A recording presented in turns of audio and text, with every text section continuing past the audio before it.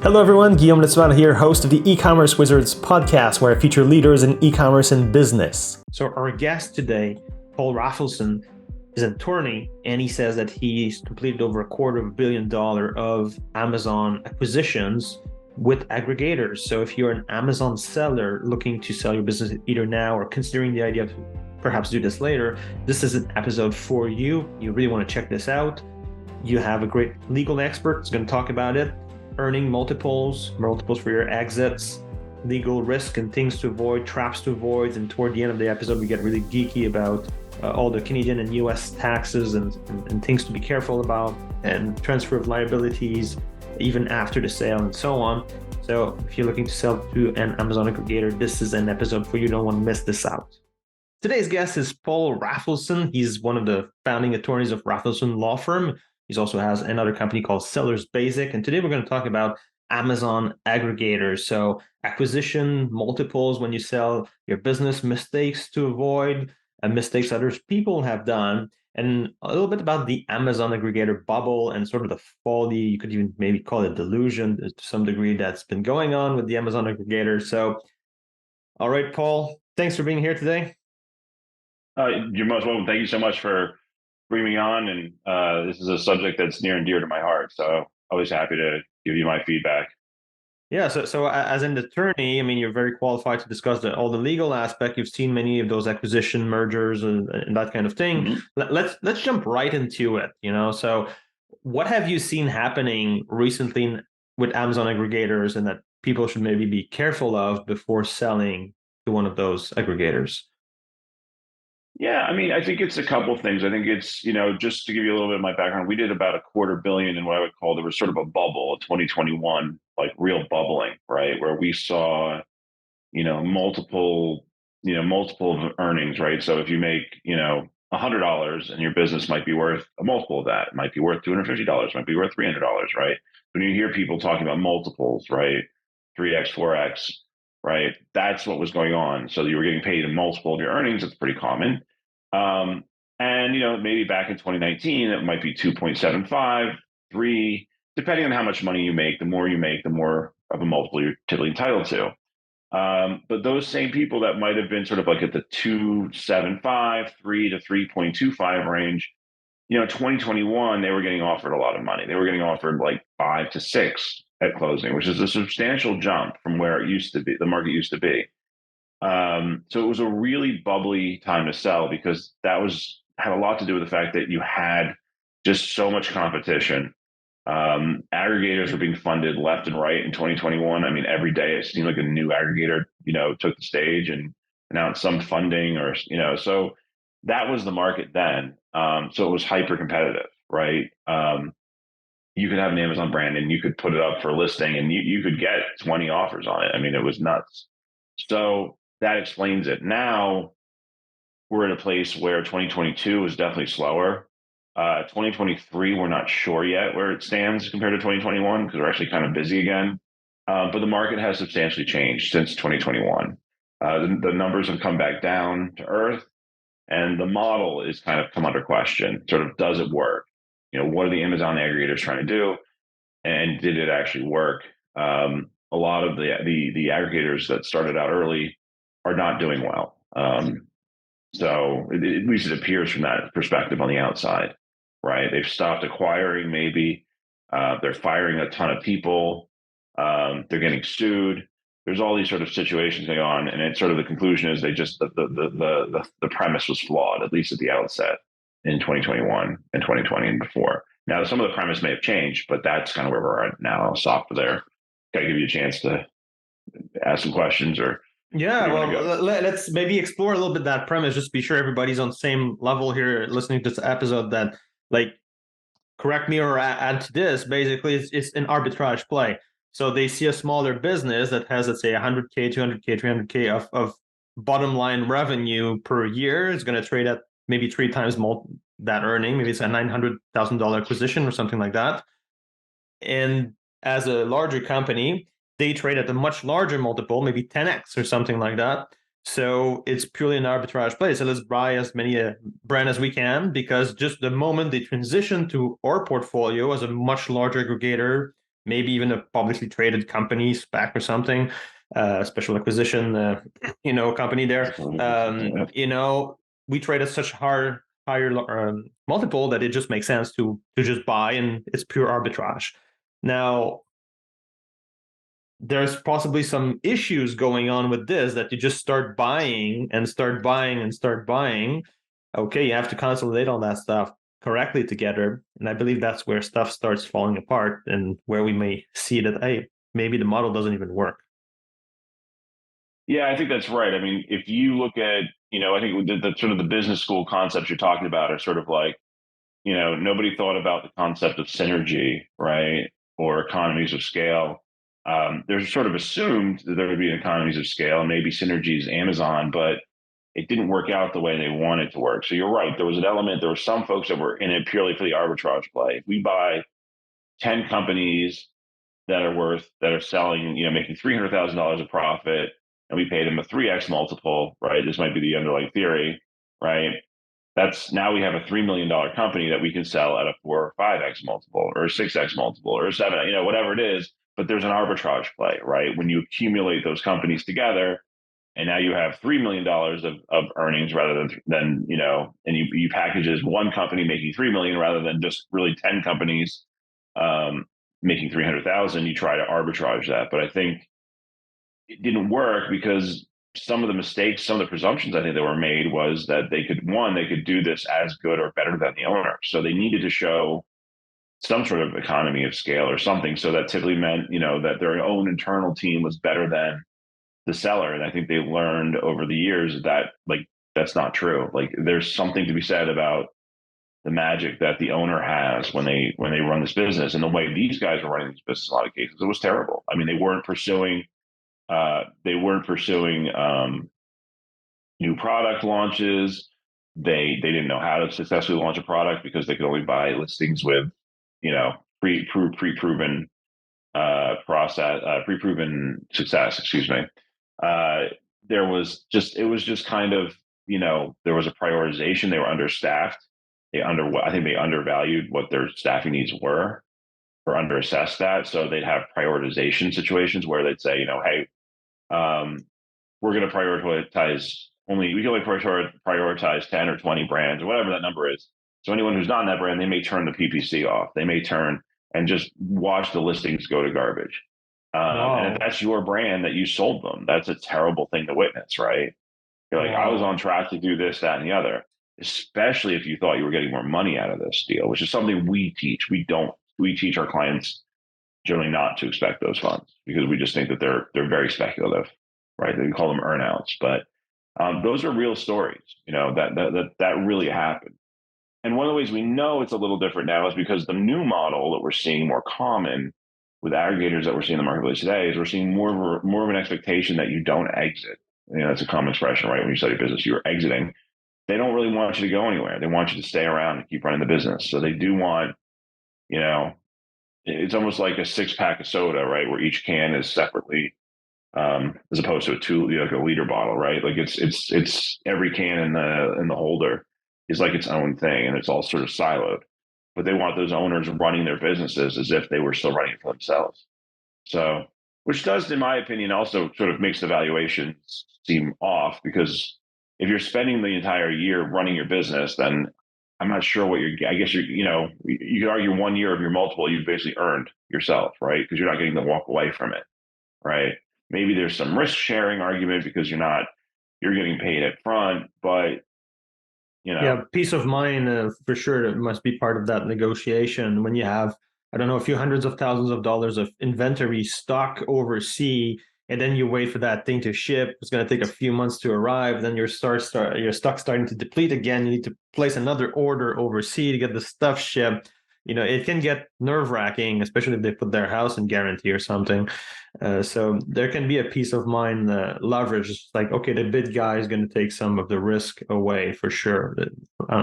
Yeah, and that's the appeal. But I think I think that's true, and that's the most common reason we found when we worked with so many different Amazon sellers, especially, it's like it was like a weight off of their shoulder. It was taking chips off the table, right? It was de-risking themselves. They've had this business they've made, X amount of money over the last few years. And here's an opportunity to take, 3, 4, 5X, to basically, lock in the next 3 to 4 to 5 years of profit, depending on what the multiple is. And that's an appealing offer, right? Because you don't know when you're an Amazon seller, especially like when you don't know, next day could be your last. That's commonly what we would hear. So I get that. It's just, I think sellers do need to value that, though, that, okay, before, when you typically exit a business, maybe there's a transition period where you spend, maybe it's, a couple of hours a month, a couple of hours, a week even. There may be some transitioning, but in these cases, now they really want you to work for them. They want you to have a job for like the year after you leave, at least 1 year, maybe sometimes two. And if they like you, they may want you to run other brands, right? Do other things and fix their other brands. So when you really have to work that whole sort of following year, then I'm not sure. I'm just saying you got to put that valuation in perspective when you consider an offer for selling a brand. If they expect you to spend a whole year working with them and it's a lot of work, then what is that compensation worth? What is your time worth at that point? And that should be baked into your analysis of whether you're getting a deal that works for you. And those aggregator that do keep the founder on board, do they give some kind of shares or percentage in the new siloed system or the new entity? So they'll sometimes do like, maybe this will be part of a 10% rollover play or 20, I don't know, depending on what the rollover equity is. So it means you're getting a piece of equity in the new company, but that's, having a minority interest in the company is not, you're along for a ride, but again, there's no guarantee. Sometimes there may be some nominal amount of salary. I've seen 50, 70, 100. I mean, it depends, but if you're used to spending your hours in a day running a business that you're making $700,000 or $800,000 on every year, and now you're basically being told you still have to run the entire business, but you'll only make 100,000. I don't know. I mean, just it has to factor into the value that you're not exiting right away. Right. You become a salaried person. But I Yeah, think some people will be interested as long as they have enough cash up front right there, because you say, okay, you sell it, but then let's say that person has 100K salary offered, one of the top one you're mentioning. Well, can that yeah, person get a six-figure salary elsewhere on the market? Like that's their core expertise, the business they built and they know. So there's that aspect that might be interesting. Say, okay, well, depending on their trade, I mean, maybe they're not a lawyer, doctor, or some high-powered executive, and six-figure. They don't see how else to earn that than running a successful Amazon store. So it might be interesting for them to just keep running it. So you keep having some income after selling it and cashing out. yeah. I think it's just oftentimes it's disproportionate because it's usually a combination of like salary and then 10%, some sort of rollover equity. It's typically 10% I've seen. Um, and I think in that scenario, it's like, maybe we're making 500,000, 600, 700, is that valued? I don't know. Just a food for thought. People might disagree with me on this one. I just think it's a new trend because remember the peak of the market was sort of the opposite. The peak of the market was, you'd probably be being paid close to double or certainly maybe an extra 50 to 75% more than you'd be getting today. And the expectation is probably you were out of there within a month. Like they'd usually have, a transition services agreement in 2020, 2021, 2019 typically was like, 40 or 50 hours over the course of the following 6 months. So that's, think about that. It's not a lot of time. No, it's And you're pretty getting paid a awesome higher deal. multiple. It's an awesome deal for Yes. the founder who wants out. Like, okay, I'm done. Yes, exactly. Okay, So, but interesting. then there was these earnouts and other things, and they wouldn't get hit, and that's when they get upset is if those things don't get hit, which unfortunately oftentimes they don't. Which is why we always want our clients to be mindful of that because when you're promised money in a deal, and people used to go, I remember people used to go on Facebook and they brag about my friend is getting like a 10x now, so you don't know what you're talking about. And then you look at the deal and you're like, well, okay, but it's like 4x the closing cash and then like 2x of a stability payment, which is like a year from now. And then another, up to 4x or whatever over the course of the next 2 years, which is very, very speculative, or 3 years. Sometimes it'd be 3 years. And it's like, if you do the math, it's like your business pretty much has to 10x over the next, which is hard to do. But they speak to you like it's a certainty. That's always the part that always irks me when you're talking to clients, because the clients, are given the impression by their buyers oftentimes that it's like, it's almost a certainty they're going to get maximum earnout. And it's like, and we're just looking at it like, no, that's not true. That's not going to happen. That may happen, but it's, you know, highly, highly, highly, you have to be prepared for the reality that that's not, Yeah. you know, Yeah.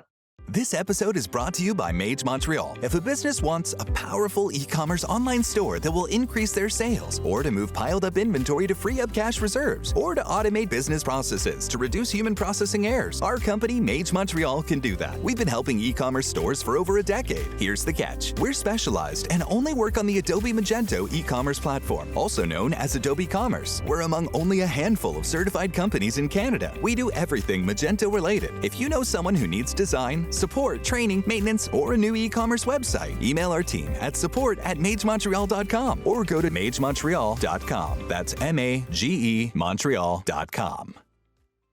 Most entrepreneur I speak with, they have the mindset that you have to be happy with the amount that you're walking away with and not count the earnout. The earnout is pure bonus. Like if you get zero in the earnout, are you still happy that you sold? And if yes, that's a high enough price tag for you.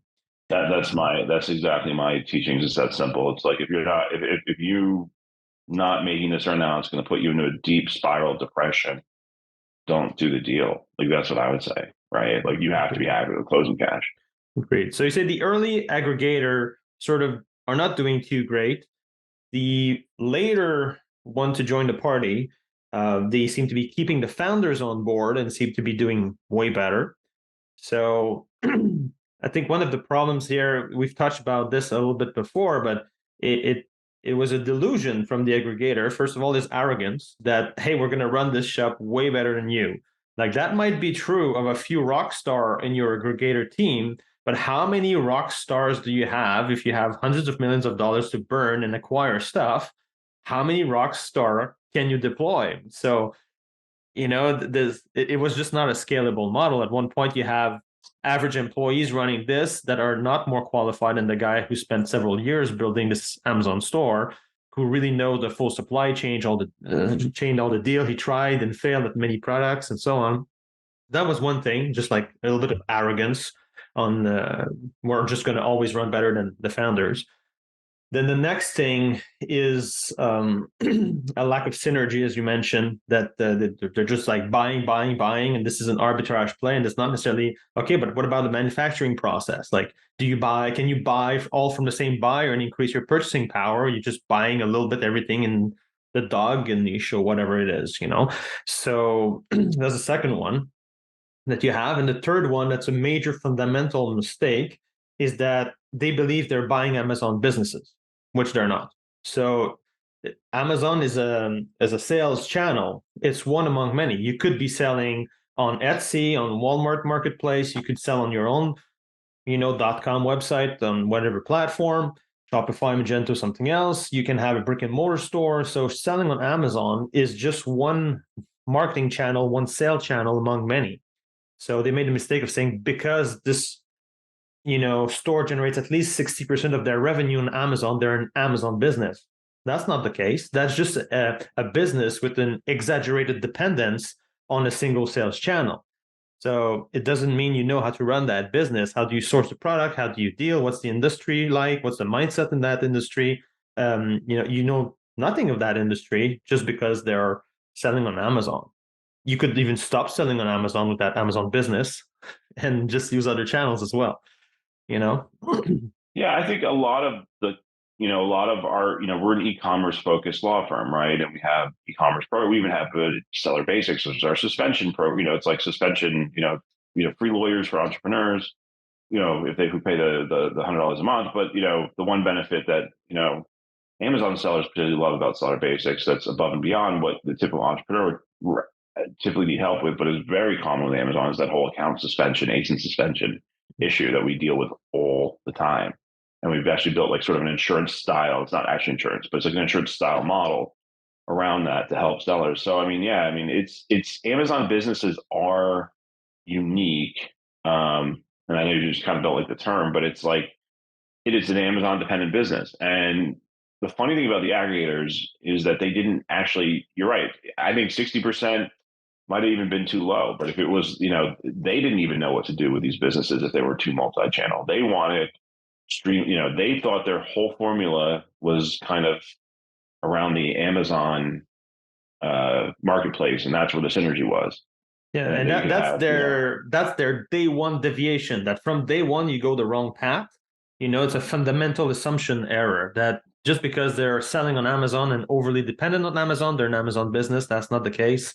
It is a business, and it could sell through other channels. It's just overly dependent on a single channel. So if you're, let's say, a they don't new know how to use CEO, those channels. exactly. So Yeah. if you're a new CEO who comes in and assess that business, your first order of business should be diversification of sales channel, because But you're the overly question, dependent on Amazon, but the question you raise is whether that's actually a possibility. Because for sellers, it's one thing, and we had this when we had this conversation, we discussed launch strategies, right? Whether it's better to build your own website channel first and have the Amazon grow out. But Amazon's sort of like the easy money, right? Like you can bump up PPC, and there were these strategies you used to be able to do. I'm not so sure you can do them anymore. I know the industry is kind of looking for new ideas to do launch strategies, but there was ways you could quickly get your product ranking and selling pretty fast on Amazon. It's maybe not so much as much anymore. It's changed, but they're just people that they're not building brands. They're building products. They're not building. I think that, I guess where I say is I'd agree with you in some respects. I think I know what you mean. I think I'm saying it differently. It's like I find Amazon businesses to be somewhat anemic in terms of, like, when I think of a complete business, I think of Amazon a lot of times as my clients are just selling product. They're arbitragers in their own right. They're using helium-10 data, and they're just, they're pure data science, right? If they can make a decent looking avocado peeler, they can make this much money on Amazon. But they have a lot of times they lack the skill set that, like, my website clients, my web channel clients, who envision more of a brand building exercise or a customer relationship exercise, right? Yeah, you build your own customer list that you own, which you don't with Amazon. So that's part of it too. Amazon's great. You can start there, you can start elsewhere, whatever. But at one point, you need simply to have a diversification and to own your customer list and to build a real business if that's what you're interested to do, because you never know when the next product arbitrage play will just not pan out anymore. No, I agree. I think that's, I've noticed some of the teachings as, people are trying to get people to open up to new channels. And, even if you use, some people, they use Amazon fulfillment on their Shopify sites now. So, it's the market's changing. I think it's more expensive. Yeah. But yeah, the idea is you want to I think that's true, to get your own list, get your own customers. I think that's great. It's just very, it's harder to do. And Amazon's a very appealing way to get traction quickly, but you lose that. Anyway, we're sidetracking a little bit with like business fundamentals and so on, which is part of what didn't make the Amazon aggregator work for the early one, or not work too good. So, okay, you said be careful about your earnouts. So things to be careful about when you get into a deal with an aggregator. You must be okay to walk away with no earnouts, and that is still enough money. Anything else that people should be careful with? Well, I just want people to understand, like, what do we do? Like, we're the lawyers. So, like, why are you even hiring us? And it's like, people don't really understand what we do. People say to me, like, that's a boilerplate document. Why am I paying you to look at it? Right. And I don't think they understand. It's sort of like walking into the cockpit of a Boeing 747 and saying, that's a boilerplate cockpit. Like, okay, well, I still don't know how to fly I still don't know how to fly the plane now. And what I mean by that is it's your standard purchase agreement, right? It's like, I like the cockpit analogy, because it's like, the old analog cockpit, we got a million switches and dials on it. It's like, what does any of this stuff do, right? I'm thinking, like, the end of the last Top Gun movie, when he's in the old F-14 and the young kid's like, Rooster is like, I don't know what these buttons do. It's like, where's the that's what a purchase agreement is, because what a purchase agreement does, and people kind of don't understand this, is like, you've negotiated a price. So, you've gone to, maybe you're working with a broker, maybe you're working on your own, maybe, I don't know, maybe you were approached, but somehow or the other, sometimes people come to us after they've been given their sort of offer, and they say, okay, I just want you to look over this document. And it's like, well, that's not really what we're here to do. What we're here to do is to negotiate your risk profile, because that's all, you haven't done that yet. what you did do is you went through a pre sort of negotiation of price through the letter of intent, right? You went through some further due diligence, and now we're negotiating a document that will determine who takes what risk. And what do I mean by risk? Well, obviously, if there's earnouts or future payments or stability payments, whatever they want to call it, right? Those obviously are risk. There's a risk. The more right document does affect your probability of getting those payments, obviously do improve the better the document's written, although still not that great because the cost of court is way too expensive in most cases. But obviously, you want those terms negotiated. But we're also talking about the risk of them coming back at you. Because when you sign a purchase agreement, you make these really strong promises about the status of your business. Like really, these promises, we call them reps and warranties. And I like to call them as like bundles, these little promise bundles that you make about various things. Like you complied with all law, you complied with all of Amazon's terms of service, you followed all the environmental rules, you own all of your IP outright. Those are much harder questions than you realize. And if you're wrong about any of them, you're opening yourself up to a major lawsuit, especially since in most deals, it's not your LLC that's signing, or just your LLC, I should say. You're also personally signing. So, That's a big you're deal. selling. It's a huge deal, right? Because you're opening yourself up to unlimited liability, right? You're actually removing the LLC from your protection elements or similar corporate protections. If you use a different entity, but you're removing those protections from your deal, from your life. You're also opening yourself up personally, which means that, depending on where you live, you might be okay in Florida if that's your primary residence, but in other states, they can go after your house, right? So they design these documents so that they have the right to go after you and recover funds, and they have a very long period of time to do it. Oftentimes they want, I've seen 20 years. I've seen them throw in, and you wouldn't even know it if you didn't have a lawyer because that's written in statutory language. It doesn't say 20 years. It says to the maximum time authorized by, Delaware law, which is 20 years. If you don't know, it's 20 years in Delaware. You can have these things extend out for in terms of breach claims for reps and warranties. So that's why it's really important to have a lawyer and understand that we're looking out for you. We want to make sure that you get the closing cash and that we do the best job ever of helping you mitigate your risk and then understanding what risk you are taking and making sure that's your agreed upon amount of risk that you're okay with. And there's ways we do that by negotiating caps, by diluting the language of the reps, right? Things like to your knowledge and making sure that knowledge means your actual knowledge, not, knowledge you could have acquired by hiring a million experts, because we call that constructive knowledge. And that's a bad thing because now you're on the hook for things that you may not even know are wrong, right? And you could be on the hook. So that's the lawyer's job when you're going through this. It's really to help you risk manage, but we also have insight. And that's the other thing we like to provide is insight. We see so many deals. We do kind of have like a mini, we see a market our own way and we kind of see where multiples are and where trends are going and can give you feedback. And we're the only people who are not incentivized to basically make you close a deal, right? Like, because we're paid hourly, we're not paid, on a contingency basis. The whole idea is like, I'll tell you it's a terrible deal.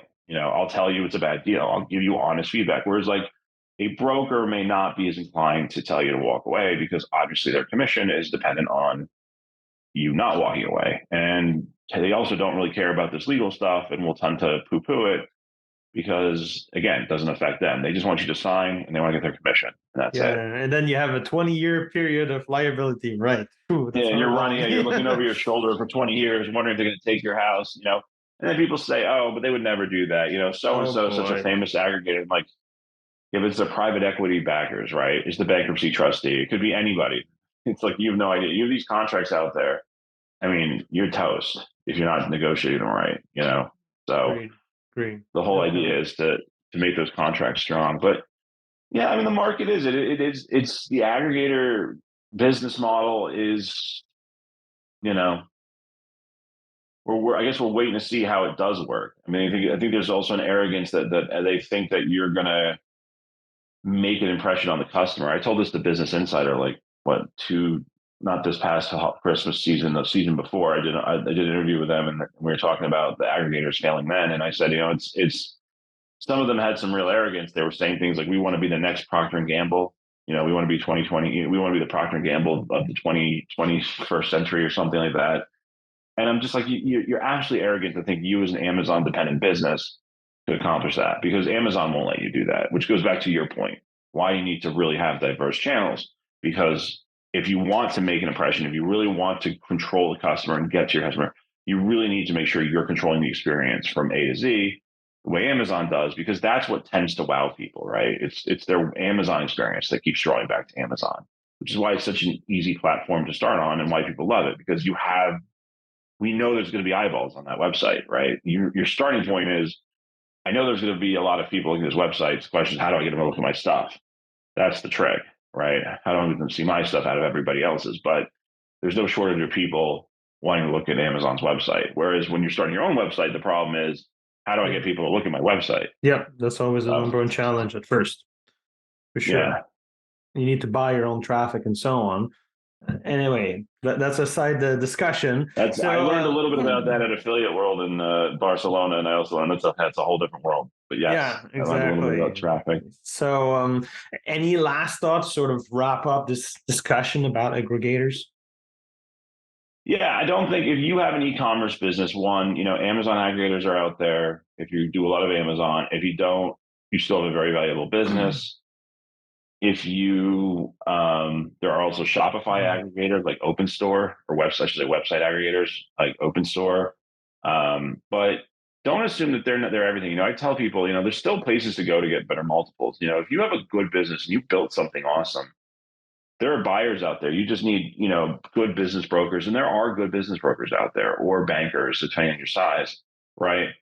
But my concern is there's a lot of brokers that kind of popped up during the Amazon aggregator bubble, and a lot of these brokers were like, "Hey, I sold my business last week, so now I'm an expert. I can help you sell yours." But it's like, well, you're just pitching it to aggregators. So working with a business broker, I think, is really important. Finding one with a strong network, connections well beyond the aggregators. And you might find, we do a lot of deals now. We see a lot of deals, these SBA small business administration loans. So just regular people who want to, quit their job, change their job, do something different, and they want to buy your web e-commerce business. I mean, that's still a thing. And the multiples are actually a little bit better, I think, with the aggregators. So the terms are usually easier to negotiate. What kind of multiples do you see for e-commerce stores versus, let's say, Amazon right now in 2023? They're still floating around the same. It's like still in like the 3-4 range, for sort of like $1 million and less, Of top line or of bottom line profit? Bottom line profit.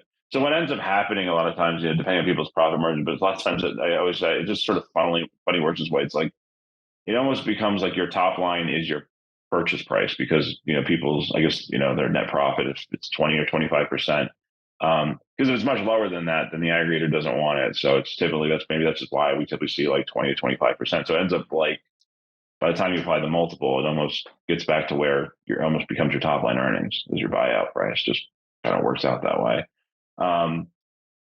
So yeah, we're seeing 3 to 4. We're seeing not much more than that, even above $1 million. Whereas like that would be probably unheard of, like I said, but it's a different world. 2021 was just a bubble, right? And before 2021, that's kind of how it worked, and now we're kind of going back to that level.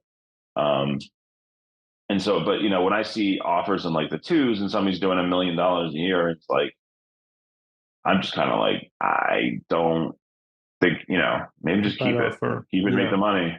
It's not a great offer, or run it for 2 years and you got that money anyway. Okay, sure, you have the stress or risk the time, but okay. But you're not losing the risk anyway half the time when you sell, because you got to sign these papers, or you got to get that negotiated away anyway. Yeah, so you need a great agreement there that waives the risk for you.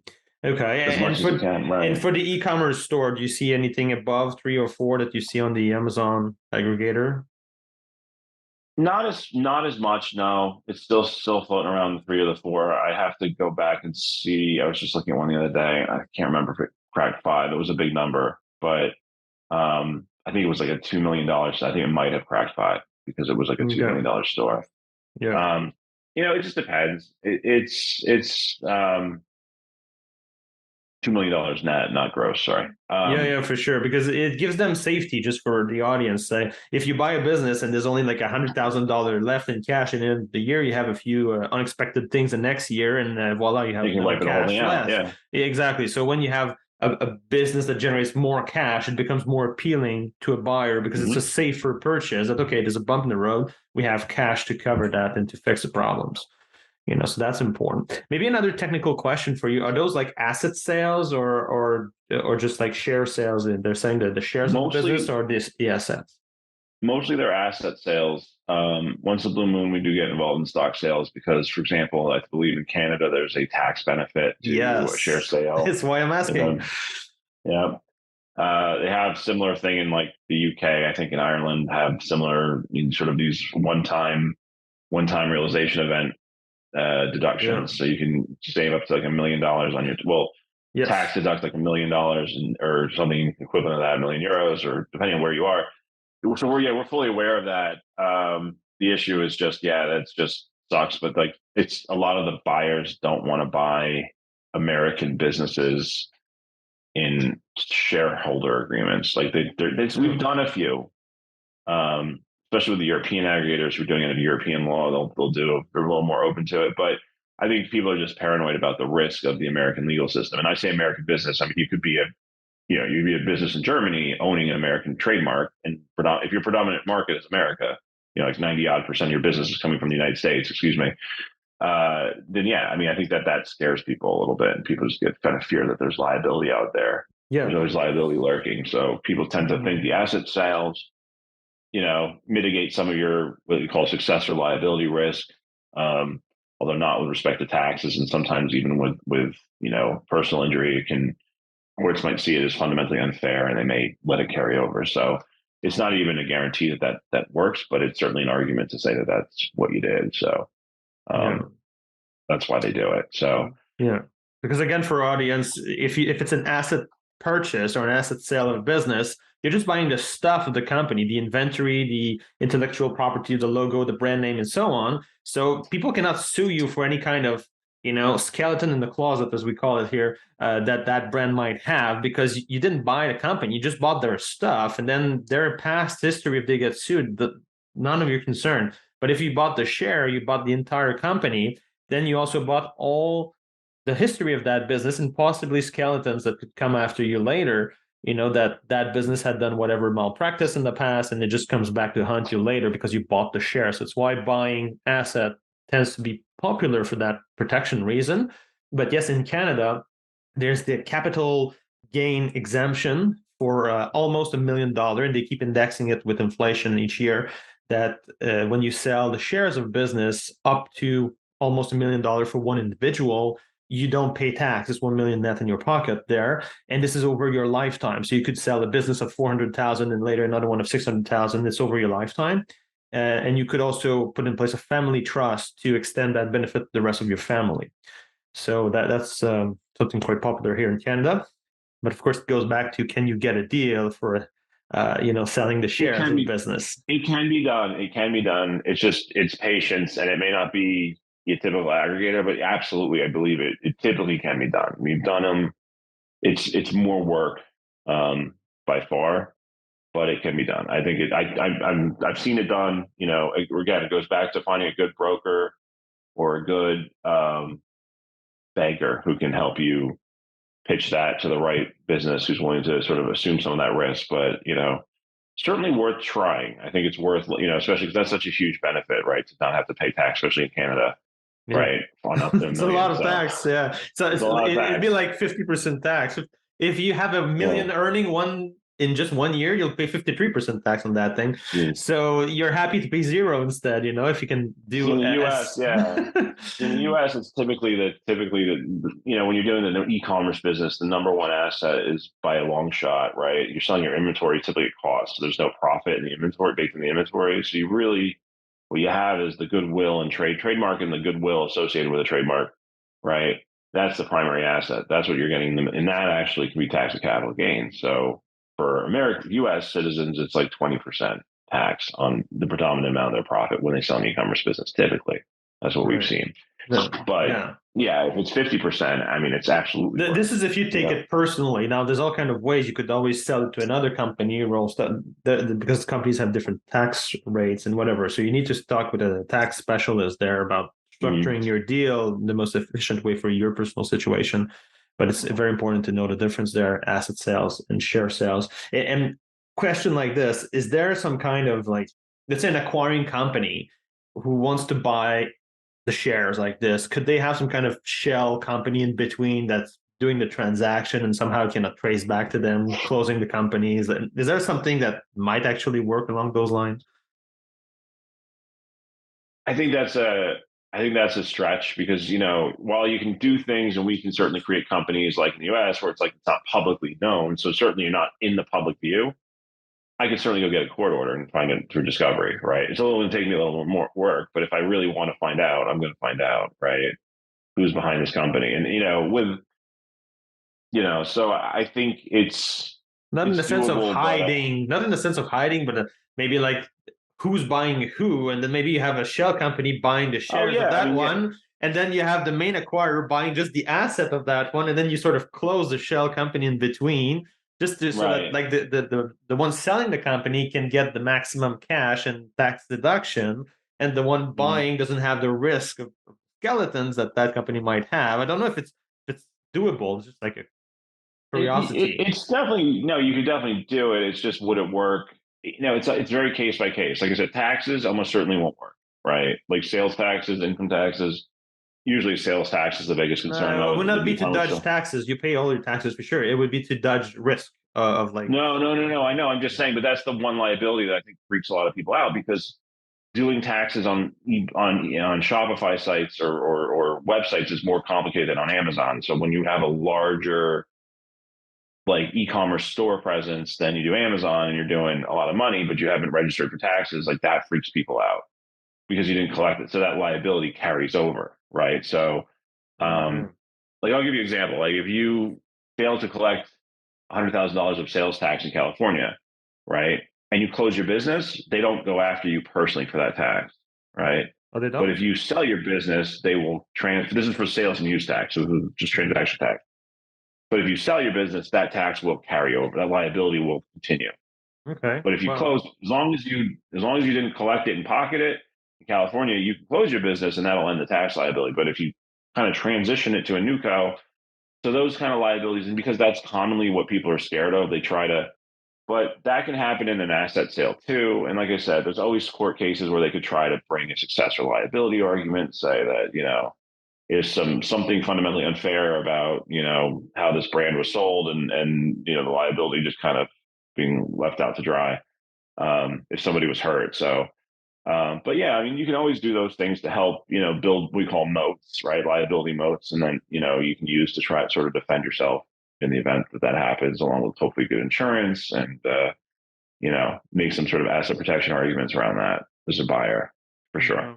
And in your California example here, this like the government's not going after sales tax when the business is closed. That because that business made no money and it's sort of closed as a bankruptcy kind of deal, or No, it's just not the policy to go after. California rule law just says you're not personally liable for sales taxes not collected. There's no hmm, personal. Your company can be liable, so the okay. company can still be liable. But if it goes beyond, they're not going to extend it to the owners. It's not Oh, going that's to pierce cool. the corporate veil, Oh, here it right? does. Uh, Here it yeah, does. most states it does, but like a lot of Yeah. states it does too. But what they're saying is, however, if you continue the business, that's if you close the business. If you continue the business, right? If the brand is continually, substantially continued on in another vehicle, then California theoretically has an argument to say that those are our taxes, right? And you still have to pay Okay. because you're still benefit, right? There's sort of a benefit from that. But, you know, and like I said, I see that issue a lot with website deals because most e-commerce sellers who sell on web stores do not register in all states, which I don't necessarily recommend them to. I think that's a very important, that can be a trap in and of itself. That should be very strategic. We could do a whole call on that on its own Yeah, because that's exactly. Then we something can that, go deep into tax stuff. And same thing like yeah, here in Canada, if a business unfortunately would go under, well, the first thing to pay, the first creditor is for sure your sales tax to both government, federal and provincial, because that will carry over personally. They get after you personally because that money was never yours. You were sort of the trustee of that money to collect on behalf of the government. But that's if you right, and that's the same in California if you collect the money. But if you just totally don't do it at all? If you didn't collect, they'll still go after you. You're fully liable here. So that's like, you don't mess with sales tax.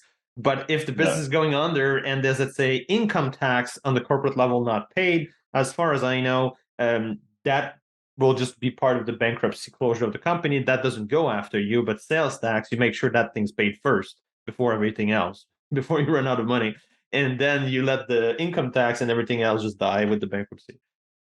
Anyway, bankruptcy expert would know in that kind of terrible scenario that I don't wish to anyone, but that's as far as I know about liability there. Awesome. So, well, listen, thank you so much. This has really been a lot of fun. I love talking about this stuff, and hopefully, people understand that it's there's a lot of options out there. I just, I think my last word of advice, especially if somebody approaches you to buy your business, like, approaches you cold, you should question what you're doing, right? Because this is something that always gets under my skin when I see a buyer, aggregator, whomever, cold calling someone and they know that like the person doesn't have the wherewithal to think, maybe I should actually put my business out to the market and get competitive offers. And I see that mistake getting made a lot sometimes. And I always, by the time my clients sometimes find me in that situation, like, I don't want to be, I might say it softly, but they just say, I'm happy. But just remember, there are buyers out there, right? Even if it's not Amazon aggregators, there's a lot of buyers out there. The market for selling your business is still strong.